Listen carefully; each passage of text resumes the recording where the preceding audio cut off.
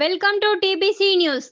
Vascular surgery ద్వారా అత్యవసర పరిస్థితుల్లో డీవీటీ రోగి ప్రాణాలు కాపాడిన మలక్పేట యశోద ఆసుపత్రి వైద్య బృందం. శరీరంలో లోతైన నరాల్లో, అది కూడా సర్వసాధారణంగా కాళ్ళలో రక్తం గడ్డకట్టినప్పుడు డీప్ వెయిన్ థ్రోంబోసిస్ వస్తుంది. దీనివల్ల కాళ్ళు వాస్తాయి, బాగా నొప్పి పుడుతుంది. కొన్ని సందర్భాల్లో దీనికి సంబంధించిన లక్షణాలు పైకి కనిపించపోవచ్చు కూడా. డీప్ వెయిన్ థ్రోంబోసిస్ కొన్ని సందర్భాల్లో ప్రాణాంతకంగా మారవచ్చు. నరాల్లో ఏర్పడిన రక్తపు గడ్డలు విడిపోయి రక్త ప్రవాహంలో కలిసిపోయి శరీరంలో మరో చోటికి చేరుకోవచ్చు. ఆ సందర్భంలో అవి ఊపిరితిత్తులో ఇరుక్కుపోయి రక్త ప్రవాహాన్ని నిరోధించే అవకాశం ఉంటుంది. దీన్ని పల్మనరీ ఎంబోలిజం అంటారు. డీవీటీ మరియు పల్మనరీ ఎంబోలిజం ఒకేసారి సంభవించినప్పుడు దాన్ని థ్రాంబో ఎంబోలిజం అంటారు. సరైన సమయంలో దీన్ని గుర్తించి సరైన చికిత్స చేయకపోతే రోగి ప్రాణాలు పోవచ్చు.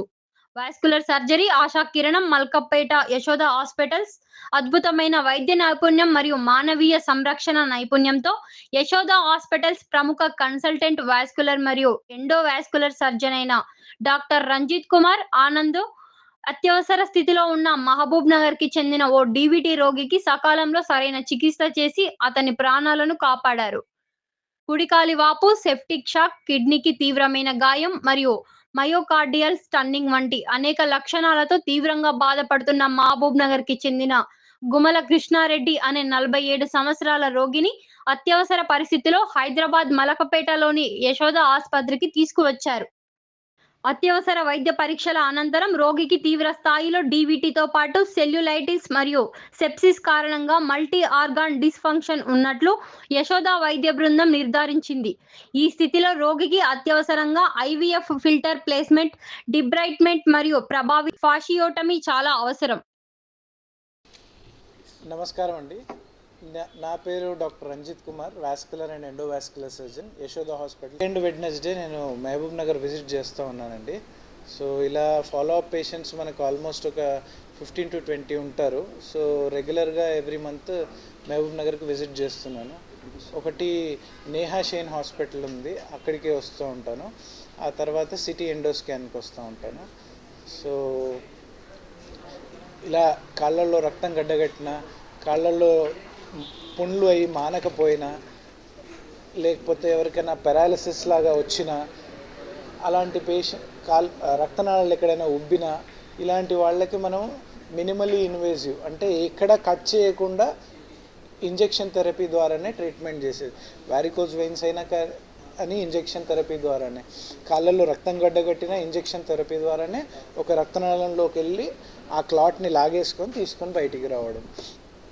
అలాగే కాకుండా ఇప్పుడు బ్రెయిన్కి వెళ్ళే రక్తనాళాల్లో రక్తం గడ్డగడితే పెరాలిసిస్ వస్తూ ఉంటుంది. సో అలాంటి రాకుండా కూడా కెరోటిడ్ సర్జరీ అంటాము. దాన్ని కూడా 2 రకాలుగా చేస్తాము.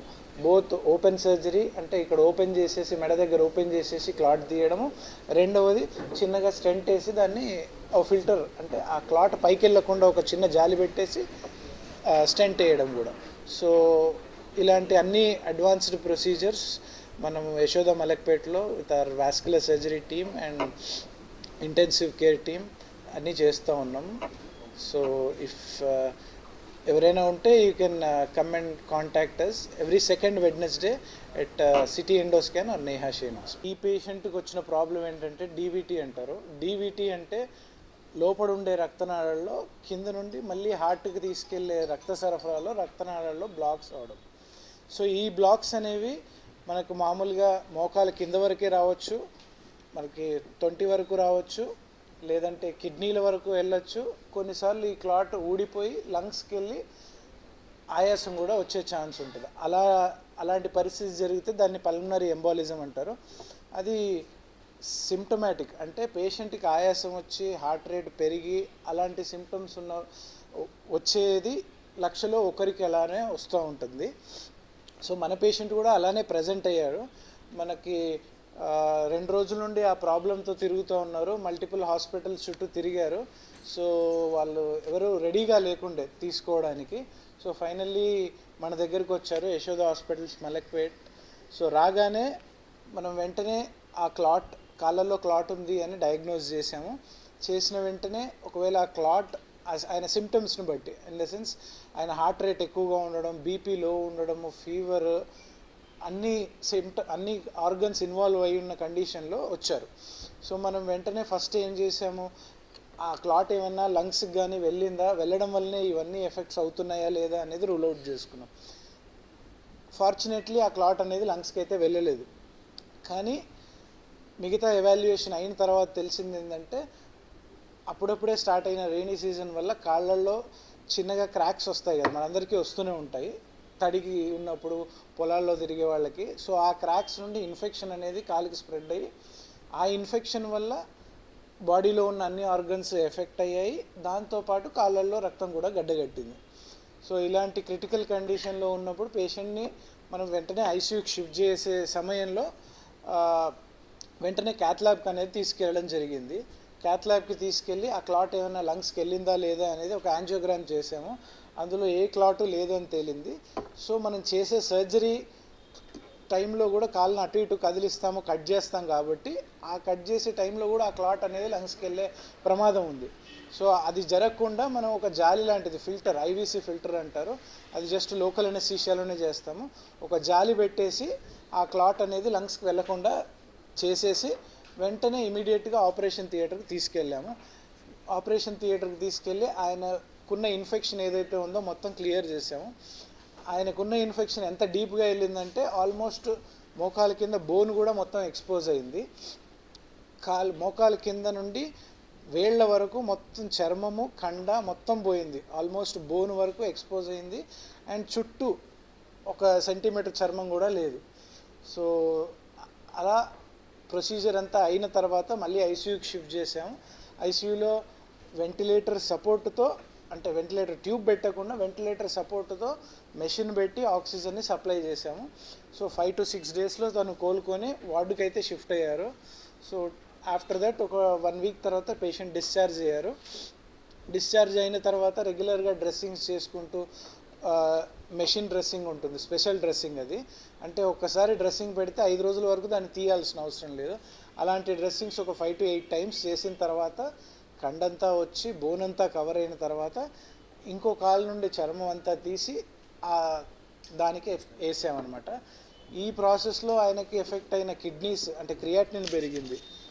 సో దానికి నెఫ్రాలజిస్ట్ సహాయం తీసుకొని ఆయన మేనేజ్ చేశారు. ఐసీయూలో మన ఇంటెన్సివ్ కేర్ యూనిట్ మలక్పేటలో చాలా అద్భుతంగా ఉంటుంది.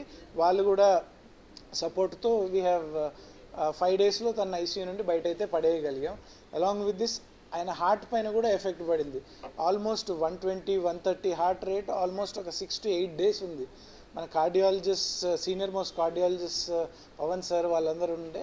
So with their team support 5 రోజుల్లో బయటికి రాగలిగాడు. After that it was like cake walk లాగానే అయిపోయింది ఆయన ట్రీట్మెంట్ కూడా. ఆ తర్వాత స్కిన్ గ్రాఫ్టింగ్ చేయడమే కానీ, తర్వాత వేసిన జాలి అలాగే ఉంటే అతుక్కుపోయి ఉంటుంది, మళ్ళీ తీయడానికి రాదు. సో 6 వారాల తర్వాత ఆయన సర్జరీ అన్నీ అయిపోయిన తర్వాత మళ్ళీ ఆ ఫిల్టర్ని కూడా తీసేయడం జరిగింది. అండ్ ప్రొసీజర్ అయిన ఒక 1 వీక్ తర్వాత నుండి he was able to walk. So in gist ఇది patient condition. Now he is before us absolutely normal and walking. Krishna Reddy garu patient మనం ఇక్కడ కలవడానికి ముఖ్య కారణం, ఇక్కడ మన మహబూబ్ నగర్కి సంబంధించిన ఒక పేషెంట్ గుమల కృష్ణారెడ్డి గారి గురించి, వారికి జరిగిన చికిత్స గురించి తెలుసుకోవడానికి, జనాల్లోకి తీసుకెళ్ళడానికి ముఖ్య కారణం అంటే మా తరఫున డాక్టర్ యశోద హాస్పిటల్ మలక్పేట్ తరఫున డాక్టర్ రంజిత్ కుమార్ గారిని రావాల్సిగా కోరుతున్నాను.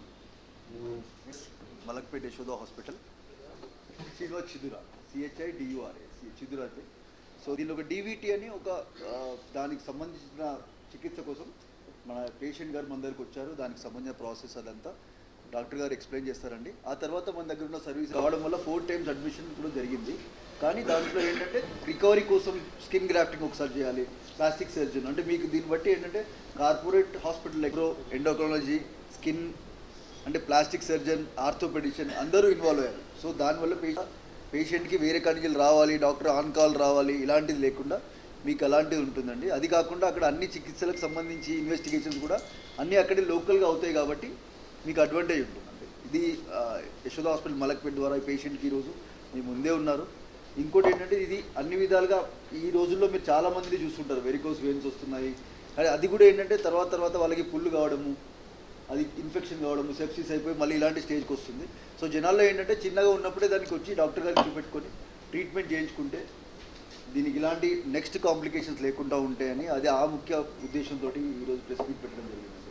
5 o'clock వెళ్ళాం, వచ్చి 12కి వెళ్ళాం. 12 తర్వాత జాయినింగ్ చేసుకున్నాం సార్ వాళ్ళు. చేసిన తర్వాత 1 hour 2 hours ఆపరేషన్ చేశారు. సాయంత్రం ఐసీకి తొలిచింది. మార్నింగ్ కాలు బాగా వాపు వచ్చింది. ఆయాసం ఇట్లా ఏం లేకుండే, నొప్పున్నది అంత కాలు వాపు వచ్చి మొత్తం క్రాక్లాగా అయ్యి నీరు వచ్చి బొగ్గలాగా వచ్చింది. సర్జరీకి సంబంధించిన ఖర్చు అంతా కూడా రీజనబుల్ మాది సార్ 10 lakhs వరకు అయింది. దీంట్లో సెకండ్